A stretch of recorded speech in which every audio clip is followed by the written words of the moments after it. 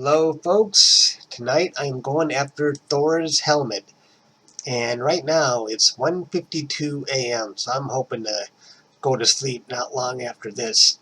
And I'm doing HA, of course, and 4-minute exposures, and my gain offset is unity gain 13921, and right now my mean readout is 1081.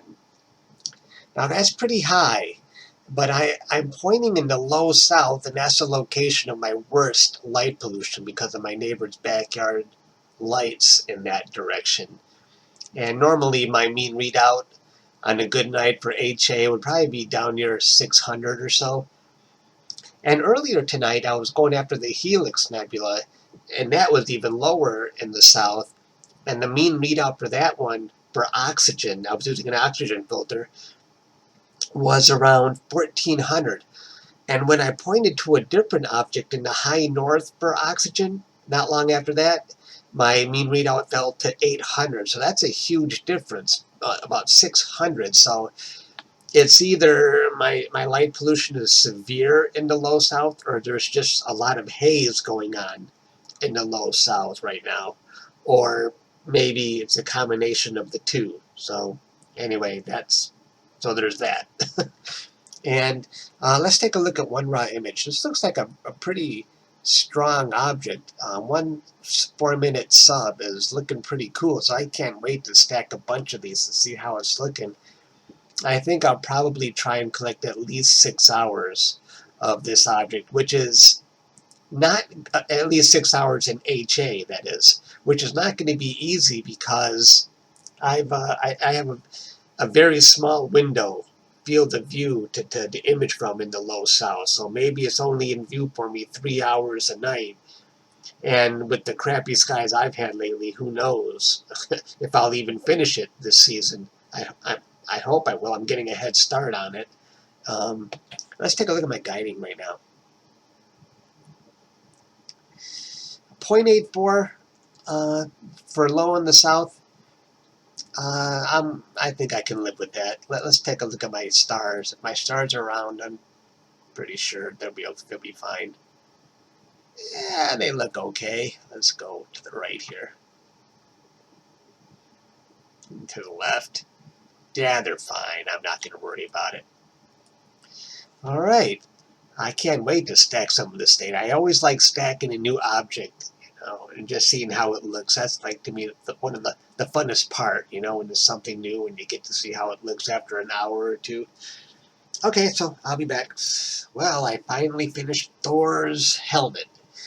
And let me just say, I am feeling this.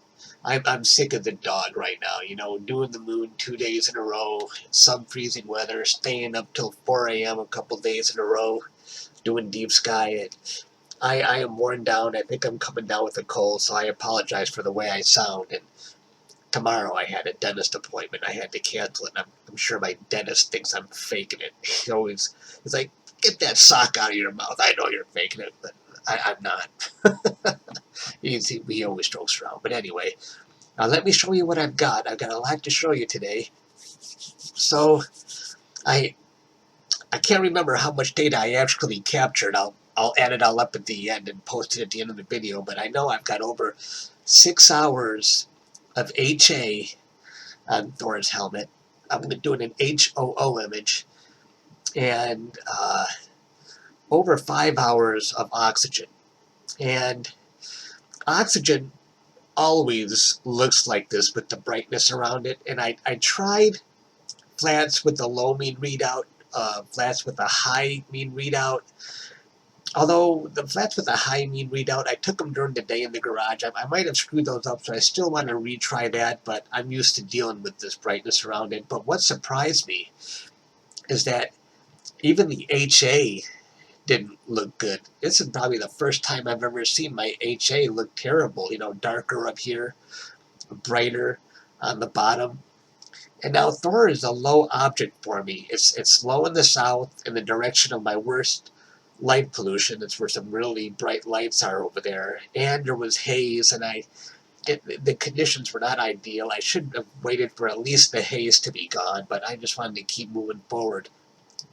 But I did a pretty good job with the database, the dynamic background extraction, actually. So let me show you.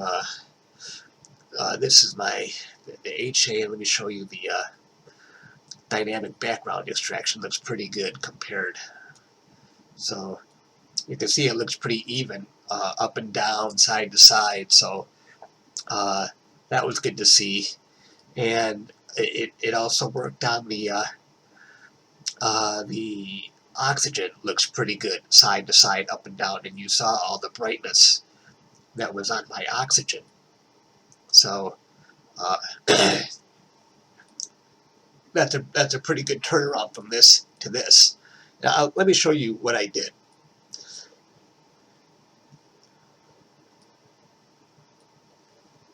Okay, so I'm going to show you how I smoothed out my data. And I'll put a disclaimer on here. Don't try this at home, folks, because I break all the rules. And I broke some rules playing with the Thor today. And when I was trying my dynamic background extraction, the data was looking bad when I tried it on HA and oxygen. No matter what I tried, I even tried an automatic background extraction. No matter what parameters I tried, things were just looking bad. And so I thought, well, since I normally combine narrowband data after it's been made nonlinear, why don't I just try and run my dynamic background extraction while it's nonlinear and see how that goes, and see if that's any better, if it makes the picture any smoother. And so that's what I did. I made it nonlinear. So let me show you how I did this. And excuse me, let's just make this is the HA, let's make it nonlinear. I already reverted it back, it's not stretched right now. Excuse me. You put up the histogram. Now you can do this the fast way with an STF. Yeah, with the STF and dragging it over to the histogram and then executing it. But they say when you use the STF, you're also stretching the noise with it. So I never see a difference, but I'll just do it this way anyway. So let's see. I'll put up this is the manual way to make it nonlinear. We'll drag this line up against that curve. And this is the one that controls the brightness. We'll put that there. And we'll keep going through this until that curve is all the way to the left. We'll drag this all the way to there. I never know how far I should go on this. I should look at someone else's example because I never know if I'm doing this right.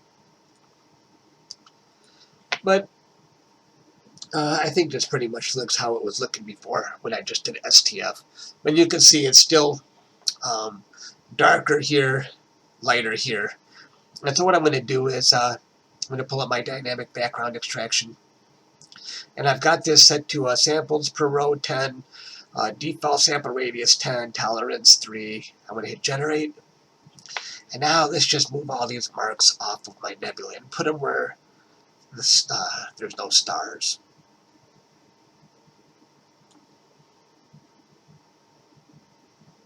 Oops, I don't want to move that.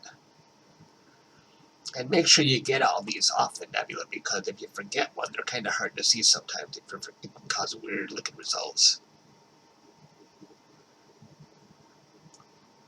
Let's get that one away. Now, if I'm doing this wrong, absolutely tell me. I have no problem with it. Just don't say, Chuck, you're an idiot, because those comments don't last very long. In fact, I usually, when I see those, I delete them so fast, and then I block that person forever. So there's no second chance with me, because in my book, life's too short to deal with jerks. But most of the comments are usually pretty cool, and feel free, constructive criticism is welcome. So anyway, let's see. I think I got them all. Let's see. Now, I used subtraction. I tried division, but division seems to create a lot of noise. So let me try that. Subtraction, and I'll just say I don't need to see what's the background model. It doesn't matter to me. And it's executed. So how does that look? That's what I did. And it looks pretty smooth to me, doesn't it? A little bit dark. but that can be fixed. What do you think? Did I lose data? I mean,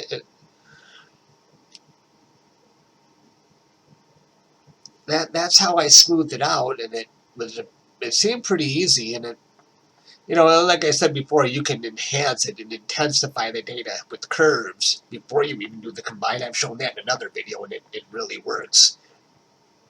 Just don't blow out your stars when you try and intensify the nebulosity. So that's how I did that. So if you're wondering, but like I say, normally I would do that extraction before in the linear phase. So anyway, we don't need to see this one anymore. Well, now let me show you what my combine looked like. And what I did is I put HA in red and oxygen in green and blue, and this is an HOO image. And I normally add HA as luminance, but really didn't seem to have much of an effect this time, so I just skipped it. So that's the data I had to work with.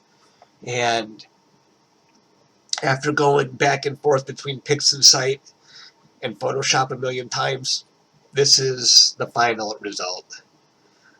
I tried to make the stars more colorful. I tried to denoise and make the nebula a little brighter, a little sharper, and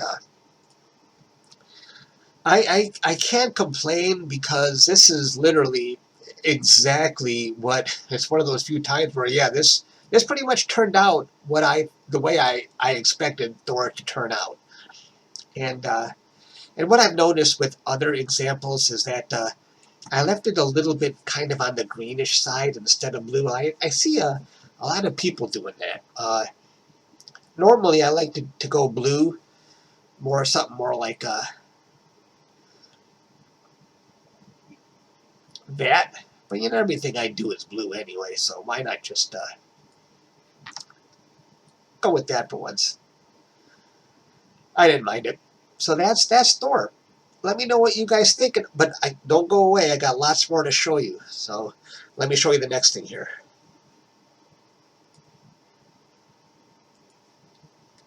Galaxy season is back, and I'm getting a head start. And I always wanted to capture the Leo triplet, and I just started it. And I always seem to run out of time with that one. So I got an early start on it. It comes into view around 2:30 a.m. So I don't care. At 2:30, I'm pointing my telescope to that object. And I've got 4 hours of ELEPRO data so far. And I did a little processing on it. I'm losing my voice. Sorry about that. I wanted to make this video, but that's what my ELEPRO data looks like so far. So I'm pleased with it so far. And it's in the face of my worst light pollution in the south again, where all those bright lights are.